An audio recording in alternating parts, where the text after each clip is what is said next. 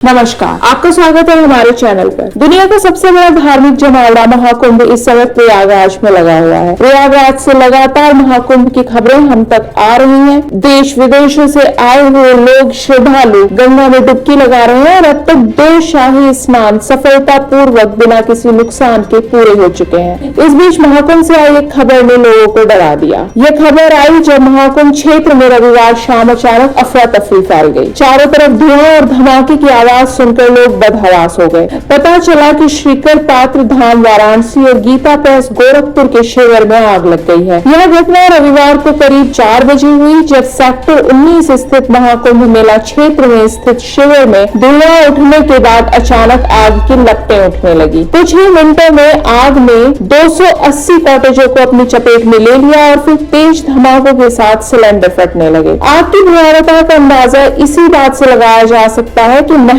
चंद मिनटों में 5000 square feet क्षेत्र में फैला पूरा शिविर आग से घिर चुका था और उसमें रखे 13 एलपीजी सिलेंडर भी आग की चपेट में आ गए थे। इस दौरान अफरा तफरी मच गई क्योंकि 5 बाइकें और 5 लाख रुपए की नकदी भी जलकर राख हो गई। इस अग्निकांड में 3 श्रद्धालु झुलस गए और 2 लोग भगदड़ में घायल हो गए। घटना के बाद मुख्यमंत्री योगी आदित्यनाथ मौके पर पहुंचे और उन्होंने स्थिति का जायजा लिया। मेला प्रशासन ने 40 झोपड़ियों और 6 टेंटों के जलने की बात कही है और आग के कारण हुए नुकसान का अनुमान 2.5 करोड़ रुपए से अधिक बताया जा रहा है। शिविर में जलने वाली 280 कॉटेजों के बारे में बात करें तो इनमें से कुछ फूस और बांस की बनी थी और इसी वजह से आग ने इनकी जलन को और भी तेज कर दिया। सेक्टर 19 के पीपा पुल नंबर 12 के पास स्थित श्रीकर पात्र धाम और गीता प्रेस के शिविर में आग लगने की यह घटना कई लोगों के लिए काफी डरावनी साबित हुई है। आग की शुरुआत श्रीकर पात्र धाम के श्रद्धालु पवन त्रिपाठी के कॉटेज से हुई, जहां से धुआं उठने लगा और फिर अचानक आग की लपटें उठने लगी। शिविर में मौजूद श्रद्धालु पहले तो समझ ही नहीं पाए कि क्या हो रहा है, लेकिन जब तक लोग कुछ समझ पाते आग ने चारों तरफ फैलना शुरू कर दिया था। लोग पानी लेकर आग बुझाने के प्रयास में दौड़ पड़े, लेकिन आग बहुत तेजी से फैल रही थी। देखते ही देखते 280 कॉटेज जलने लगे और आग की लपटें आसमान तक उठने लगी। घटना के बाद फायर ब्रिगेड और एनडीआरएफ की टीम मौके पर पहुंची और बचाव कार्य में जुट गई। आग की विकरालता का अंदाजा इस बात से भी लगाया जा सकता है कि धमाकों की आवाज कई किलोमीटर दूर तक सुनाई दी। सिलेंडर फटने की वजह से आग में और भी तेजी आई और आग के गोले ऊपर की तरफ उठने लगे। इन धमाकों के साथ ही शिविर में अंदर मौजूद लोग चीखते चिल्लाते हुए बाहर की तरफ भागने लगे। इसके साथ ही आग की लपटें इतनी ऊंची हो गई कि 30 फीट तक ऊंची लपटें आग की उठती हुई देखी गई हैं। जब यह घटना हो रही थी तब सीएम योगी आदित्यनाथ कुछ देर बाद इस क्षेत्र से गुजरने वाले थे। घटना के बाद वह घटना स्थल पर पहुंचे। प्राइम मिनिस्टर ने भी चीफ मिनिस्टर को तुरंत फोन कर घटना का हालचाल जाना। मुख्यमंत्री और प्रधानमंत्री दोनों ने पल पल की खबर रखते हुए इस घटना को मॉनिटर किया। फायर ब्रिगेड और पुलिस कर्मियों को आग पर काबू पाने में कड़ी मशक्कत करनी पड़ी क्योंकि काफी तेज हवाएं भी चल रही थी। करीब 1 घंटे की मशक्कत के बाद आग पर काबू पाया जा चुका, लेकिन तब तक इस शिविर की लगभग सारी कॉटेजेस जलकर खाक हो चुकी थी। आग को बुझाने में हुई देरी का कारण तेज हवा थी, क्योंकि आग और सिलेंडर के धमाके हवा के साथ और फैल गए। राहत कार्य में भी बाधाएं आई क्योंकि हवा के कारण आग बहुत तेजी के साथ फैल रही थी। धमाके होते देख पुलिस और फायर कर्मियों की भी जान को खतरा था, इसलिए उन्हें भी कुछ समय के लिए पीछे हटना पड़ा, लेकिन जैसे ही धमाके रुकने लगे फिर से बचाव कार्य शुरू किया गया। आग बुझने के बाद बांस और फूस से बनी हुई सामग्री काफी समय तक सुलगती रही। ठंडा होने में इस सामग्री को करीब 2 घंटे का समय लगा। स्थिति नियंत्रण में आने के बाद कुछ अर्धजले सिलेंडर भी बरामद किए गए।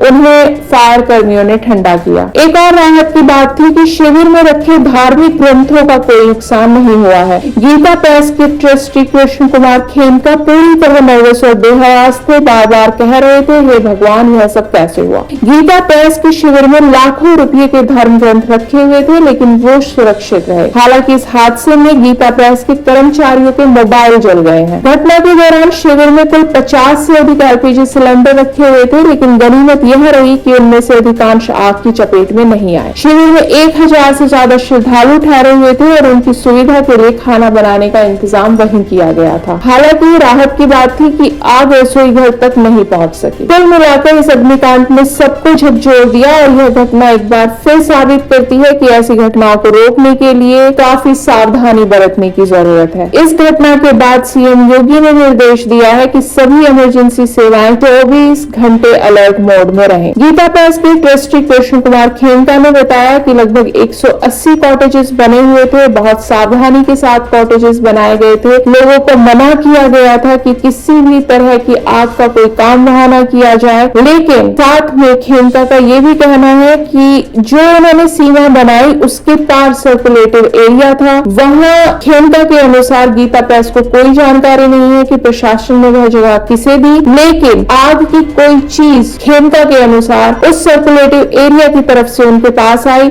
और जिससे चारों तरफ आग फैल गई। खेमका का कहना है कि उनका कोई सामान नहीं बचा है, सब खत्म हो गया है, लेकिन क्योंकि रसोई की टिन शेड पक्की थी तो इसलिए रसोई घर आग लगने से सुरक्षित रहा है। यहाँ आग की इस घटना में बहुत बड़े जान माल का नुकसान होने से बाल बाल महाकुंभ बच गया है, लेकिन अब इस घटना के बाद उम्मीद की जाती है कि प्रशासन इस तरीके की किसी भी घटना की पुनरावृत्ति को रोकने के लिए सख्त कदम उठाएगा और बहुत सख्ती के साथ यह चेतावनी दी जाएगी कि खाना बनाने का जो काम महाकुंभ के क्षेत्र में हो रहा है उस काम को बेहद सावधानी के साथ किया जाए और जो सिलेंडर वहां पर रखे गए हैं, इंतजाम किया गया है जिन सिलेंडर्स का, उन सिलेंडर को किसी ऐसी सुरक्षित जगह पर रखा जाए जहां आग पहुंचने की संभावना ना हो। महाकुंभ में लगी आग के बारे में फिलहाल यही अपडेट है। इस खबर से जुड़ी और नई खबरों के बारे में जानने के लिए जुड़े रहिए हमारे साथ।